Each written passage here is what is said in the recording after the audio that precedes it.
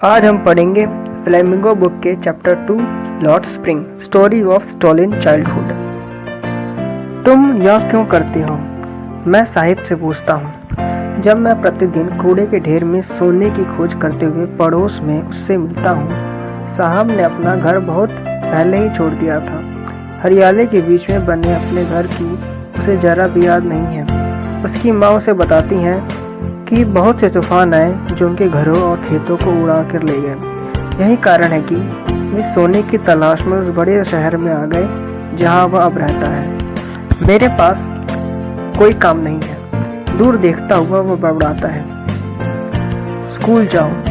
मैं यूं ही स्कूल कह देता हूँ, पर तुरंत ही ध्यान आता है कि यह सलाह कितनी खोखली रखती है। मेरे आसपास कोई स्कूल नहीं है। जब बन जाएगा तो मैं जाऊंगा। अगर मैं एक स्कूल प्रारंभ करूं तो तुम आओगे? हाँ, एक चौड़ी मुस्कुराहट से वह कहता है। कुछ दिन बाद मैं उसे भागकर अपने पास आता देखता हूँ। आपका स्कूल क्या तैयार है? एक झूठे वादे से असमंजस में पड़ा मैं कहता हूँ, स्कूल बनाने में अधिक समय लगता है, पर मेरे जैसे वादे तो उसकी धुंधली अंधेरी दुनिया में भरे पड़े हैं। उसे जानने के कई महीने बाद उससे उसका नाम पूछता हूँ। साहिब आलम, वह घोषणा करता है। वह नहीं जानता कि इसका अर्थ क्या है। अगर वह इसका अर्थ जानता होता, ब्रह्मांड का स्वामी, तो उसे विश्वास करना मुश्किल हो जाता। अपने नाम के अर्थ से अनजान वह अपने मित्रों के साथ घूमता रहता है। यह नंगे पैर वाले लड़कों की एक ऐसी सेना है जो सुबह के पक्षियों की तरह निकल पड़ते हैं और दोपहर होते होते अदृश्य हो जाते हैं। कई महीने के बाद अब मैं उनमें से प्रत्येक को पहचानता हूँ। तुमने चप्पल क्यों नहीं पहन रखी? मैं उनसे एक पूछता हूँ। मेरी माँ ने उन्हें सेल्फ से नीचे नहीं उतारा। वह सीधा सा उत्तर देता है। अगर वह उतार भी देता तो यह उन्हें फेंक देता। एक अन्य लड़का कहता है, जो मैच न करने वाले जूते पहनता था। जब मैं इस पर टिप्पणी करता हूँ वह अपने पैर बदलता है, कुछ चलता सा है और कुछ बोलता नहीं। मुझे जूते चाहिए। एक ऐसा लड़का कहता है जिसे जीवन में कभी जूते नहीं मिले। देश में एक तरफ से दूसरी तरफ जाते हुए मैं नगरों और ग्रामीण मार्गों पर बच्चों को नंगे पैर चलते देखा है। एक उत्तर मिलता है कि नंगे पैर रहना गरीबी नहीं बल्कि परंपरा है। मैं सोचता हूँ कि कहीं यह लगातार चलने वाली गरीबी को समझाने का एक प्रयास मात्र तो नहीं है। मुझे एक कहानी याद आती है जो उदीसी के एक व्यक्ति ने मुझे सुनाई थी। एक छोटे लड़के के रूप में वह स्कूल जाते हुए एक मंदिर के पास से गुजरता था जहाँ उसका पिता पुजारी था। वह कुछ देर के लिए मंदिर पर रुक कर जूते की एक जोड़ी के लिए प्रार्थना करता था। 30 साल बाद मैं उसके नगर और मंदिर पर गया जो अब निर्जनता में डूबा हुआ था। पीछे के आंगन में जहाँ नया पुजारी रहता था, लाल और सफेद प्लास्टिक की कुर्सियां पड़ी हुई थी। भूरी यूनिफॉर्म के साथ जुराब और जूते पहने एक छोटा सा लड़का हांफता हुआ वहां आया और उसने अपना स्कूल बैग फोल्डिंग बेड के ऊपर पटक दिया। मुझे वह प्रार्थना याद आ गई जो अन्य लड़के ने देवी से की थी। जब उसे अंततः एक जोड़ी जूते मिल गए, मैं इन जूतों को कभी न खोऊंगी। देवी ने उसकी प्रार्थना स्वीकार कर ली। पुजारी के बेटे की तरह छोटे लड़के अब जूते पहनने लगे, परंतु मेरे पड़ोस में रहने वाले कूड़ा बीनने वाले लड़कों की तरह बहुत से अन्य अभी भी बिना जूते के हैं। कूड़ा बीनने वाले में मेरी पहचान मुझे सीमापुरी ले आती है, एक जगह से जो दिल्ली के किनारे बसा है, लेकिन रूपक के रूप कहूँ तो दिल्ली से बड़ी दूर है। यहाँ रहने वाले वे अनधिकृत निवासी हैं जो बहुत पहले 1971 में बांग्लादेश से चले आए थे। साहब का परिवार भी उन्हीं में से एक है। सीमापुरी उन दिनों एक वीरान स्थान था, अभी भी है, पर अब खाली नहीं है। यहाँ 10,000 कूड़ा पीने वाले बिना सीवेज नालियाँ अथवा पानी के कनेक्शन के मिट्टी के ढांचों में टिन और टारपालिन से बने छतों के नीचे रहते हैं। बिना किसी पहचान के वे यहाँ 30 से अधिक वर्षों से रह रहे हैं। उन पर परमिट नहीं, पर राशन कार्ड है जिससे उनका नाम वोटर लिस्ट में आ जाता है और उससे वे अनाज खरीद सकते हैं। जिंदा रहने के लिए 5 से अधिक भोजन की जरूरत होती है। अगर दिन ढलने पर हम अपने परिवार का खाना दे सके और बिना पेट दर्द के सो सके तो उन खेतों के स्थान पर जिनसे कोई अनाज नहीं मिलता था, हम यहाँ रहना अधिक पसंद करेंगे। फटी साड़ियाँ पहने औरतें के समूह यह बहुत तब मुझे बताता है जब मैं उनसे पूछता हूँ कि उन्होंने अपने हरे भरे खेतों और नदियों को क्यों छोड़ दिया। जहाँ भी उन्हें भोजन मिलता वहाँ वे अपना टेंट गाड़ देते हैं, जो उनका अस्थायी घर बन जाता है। बच्चे वहाँ बड़े होते हैं और जीवन के हिस्सेदार बन जाते हैं। और सीमापुरी में जीवन का मतलब है कूड़ा बीनना। वर्षों के बीतने के साथ इतने एक सुंदर कला का रूप ले लिया है। कूड़ा उनके लिए सोना है, यह उनकी रोजी रोटी है। उनके सिर के ऊपर की छत, फिर चाहे वह छोटी हो क्यों न हो, पर एक बालक के लिए यह और अधिक है। कभी कभी मुझे 1 रुपया मिल जाता है, 10 का नोट की। साहिब कहता है, उसकी आंखों में चमक है। अगर आपको किसी कूड़े के ढेर में चांदी का सिक्का मिल जाए तो आप उसमें से बीनना कम नहीं कर दोगे, क्योंकि और पाने की आशा बनी रहती है। ऐसा लगता है कि बच्चों के लिए कूड़े का अर्थ वह नहीं जो उनके माँ बाप के लिए है। बच्चों के लिए यह विस्मय से निपटा है, बड़ों के लिए इसका अर्थ जीवन है। सर्दियों की एक सुबह पड़ोस के क्लब के बाहर वाले गेट पर मैं साहिब को खड़ा देखता हूँ।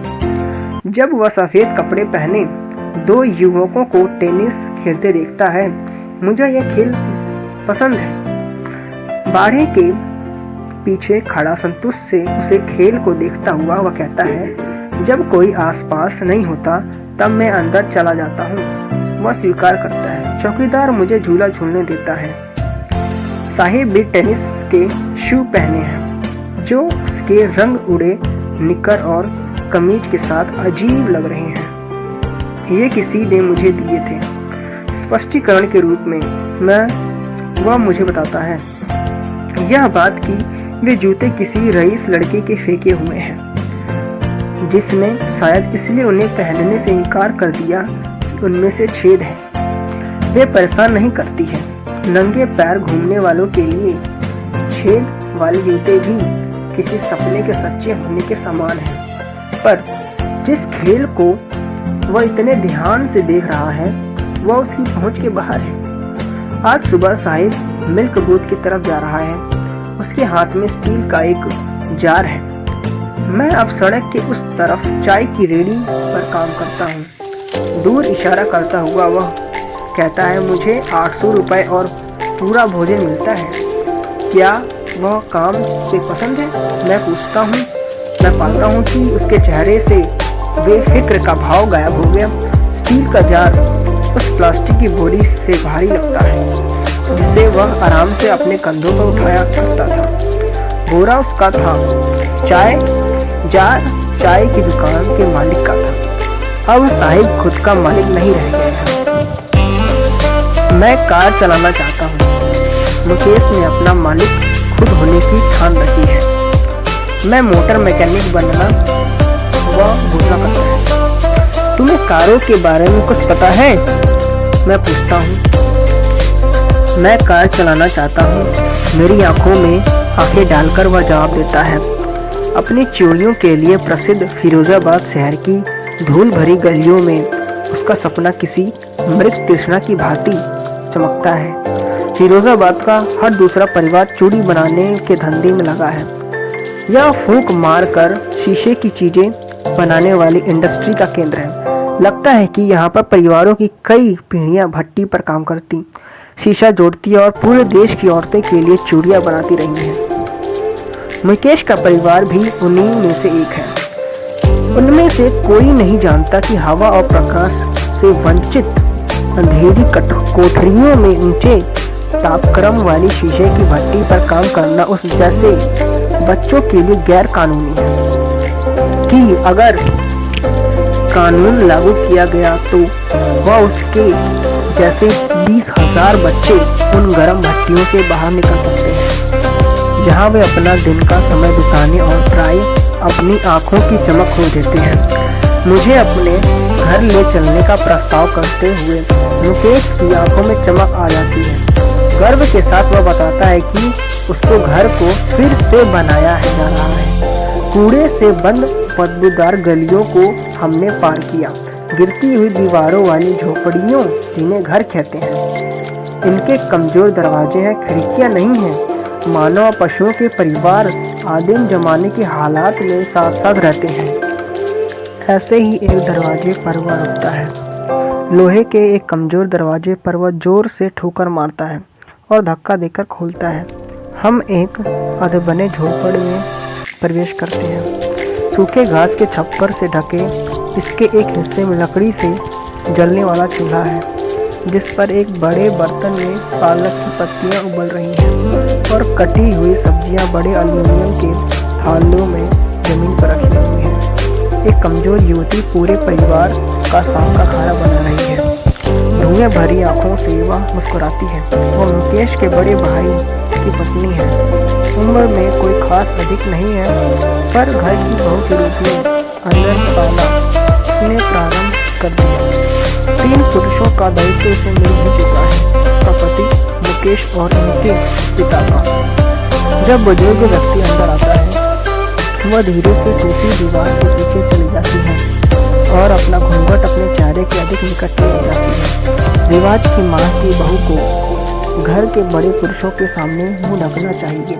इस मामले में बुजुर्ग एक गरीब चूड़ी बनाने वाली है। पहले दर्जी निर्माता के रूप में वर्षों तक कठिन परिश्रम करने के बाद भी वह न तो अपने घर की मरम्मत करा सका और न ही अपने दोनों लड़कों को स्कूल भेज सका। वह केवल इतना ही कर सका कि उन्हें वह सिखा दे जो वह जानता है, चूड़ियाँ बनाने की कला। यह उसका कर्म है, उसका भाग्य। मुकेश की दादी कहती है, जिसने स्वयं अपने पति को शीशे की चूड़ियाँ पर पॉलिश करने वाली धूल से अंधे होते हुए देखा है, क्या भगवान के लिखे को मिटाया जा सकता है? उसका अभिप्राय है, मनिहार चूड़ी मानो की जाति में जन्म लेकर उन्होंने चूड़ियों के अलावा कुछ नहीं देखा है। घर में, आंगन और हर दूसरे घर में, फिरोजाबाद की हर गली में चूड़ियों के गुच्छे, धूप की सुनहरी, धान की हरी, गहरी नीली, गुलाबी, बैंगनी, हर रंग की जो इंद्रधनुष के 7 रंग में होता है।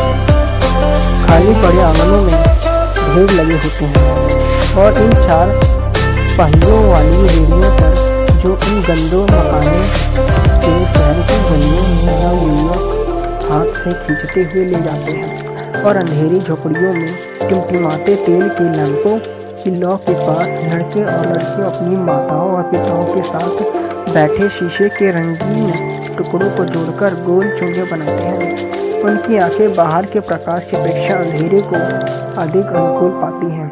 यही कारण है कि प्राय वयस्क होने के पहले ही वे अपनी आंखों की रोशनी खो देते हैं। फीके गुलाबी रंग की ड्रेस पहने सविता नाम की युवती एक बुजुर्ग महिला के पास बैठी शीशे के टुकड़ों को जोड़ रही है। किसी मशीन के चिमटे की तरह इसके हाथ यंत्रवत चलते रहते हैं। मैं सोचती हूँ कि क्या उसे इन चूड़ियों की पवित्रता के बारे में कुछ पता है, जिन्हें बनाने में वह सहायता कर रही है। यह एक भारतीय महिला के सुहाग का प्रतीक है और विवाह में पवित्र मानी जाती है। इसका पता उसे एक दिन अचानक ही लगेगा जब उसके सिर पर लाल दुपट्टा होगा, उसके हाथ लाल मेहंदी से रंगे होंगे और लाल चूड़ियाँ उसके हाथों की कलाई में चढ़ाती जाएंगी। तब दुल्हन बन जाएगी। अपने तरफ जो बहुत पहले दुल्हन बनी थी। चूड़ियों से तो वो उसके हाथ में भी है, पर आंखों में कोई रोशनी नहीं है। एक वक्त शेर भर जाना भी खाना नहीं खाया। प्रसन्नता से वंचित आवाज में वह कहती है, उसने अपने पूरे जीवन में कभी भर पेट खाना नहीं खाया। यह है उसकी कमाई। लहराती हुई दाढ़ी वाली उसका बूढ़ा पति कहता है, मुझे चूड़ियों के अलावा कुछ नहीं पता। मैंने सिर्फ इतना ही किया कि परिवार के रहने के लिए मकान बनवा लिया है। उसकी बात सुनकर लगता है कि उसने कुछ ऐसा पा लिया है जो बहुत से लोग अपने जीवन में नहीं पा पाते हैं। उसके लिए सिर के ऊपर छत है। चूड़ी के धंधे को चलाने के अतिरिक्त जीवन में नहीं किसी भी अन्य काम के लिए धन का ना होना, पेट भर भोजन के भी ना होने का रोना हर घर में सुनाई देता है। नव युवक भी अपने बड़ों के रोने को दोहराते हैं। लगता है कि फिरोजाबाद में समय के साथ कुछ नहीं बदला है। मस्तिष्क को स्तब्ध कर देने वाले वर्षों के परिश्रम ने सारी नेतृत्व क्षमता और स्वप्न देखने की समर्थता खो दी है या मार दिया है। आप लोग मिलकर एक सहकारी संस्था क्यों नहीं बनाते? मैं नव युवकों के बारे में ऐसे एक समूह से पूछता हूँ जो दलालों के बुरे चक्कर में फंस गया है, जिसने उनके पिताओं और पूर्वजों को भी फांस रखा है। अगर हम संगठित भी हो जाएं, तब भी पुलिस ही को पकड़ेगी, पीटेगी और किसी गैर कानूनी काम को रोकने के नाम पर जेल में डाल देगी। वो कहते हैं उनके बीच कोई नेता नहीं है, कोई ऐसा नहीं जो उन्हें चीज़ों के अलग ढंग से देखने में मदद करे। उनके पिता भी उन्हीं के सामने थके हुए हैं। वे एक क्वाइल में अंतहीन ऐसी बात करते जाते हैं जो गरीबी से घृणा से लालच से अन्याय की ओर ले जाती है। उनकी बात सुनकर मुझे दो अलग संसार दिखाई देते हैं। एक परिवार का जो गरीबी में फंसा और अपने जन्म की जाति की कलंक से दबा है। दूसरा साहूकारों, दलालों, सिपाहियों, कानून के रखवालों, सरकारी अफसरों और राजनीतिकों का गान। इन सबने मिलकर बच्चे के ऊपर वह बोझ डाल दिया है जिसे वह उतार नहीं सकता। कुछ चेतना जागने से पहले ही वह उसे अपने पिता की तरह स्वाभाविक रूप से स्वीकार कर लेता है। कुछ और करने का अर्थ होगा कि हिम्मत हारना, और हिम्मत करना उसके पालन लालन का हिस्सा नहीं है। जब मैं मुकेश को अंदर इसकी एक चिंगारी देखता हूँ तो मैं खुश हो जाता हूँ। मैं एक मोटर मैकेनिक बनना चाहता हूँ। वह दोहराता है, वह गैरेज में जाएगा और सीखेगा, पर गैरेज तो उसके घर से बहुत दूर है। मैं पैदल चलूंगा, वह जिद करता है। क्या तुम जहाज उड़ाने का भी सपना रखते हो? वह अचानक चुप हो जाता है। नहीं, धरती की ओर देखता हुआ कहता है। उसकी इस छोटी सी बुदबुदाहट में एक असमंजस्य है जो अभी पश्चाताप में नहीं बदला है। वह उन कारों के सपनों में संतुष्ट है जिन्हें वह अपने शहर की गलियों में भागता देखता है। फिरोजाबाद के ऊपर जहाज बहुत कम उड़ते हैं। यही सब इस चैप्टर में था।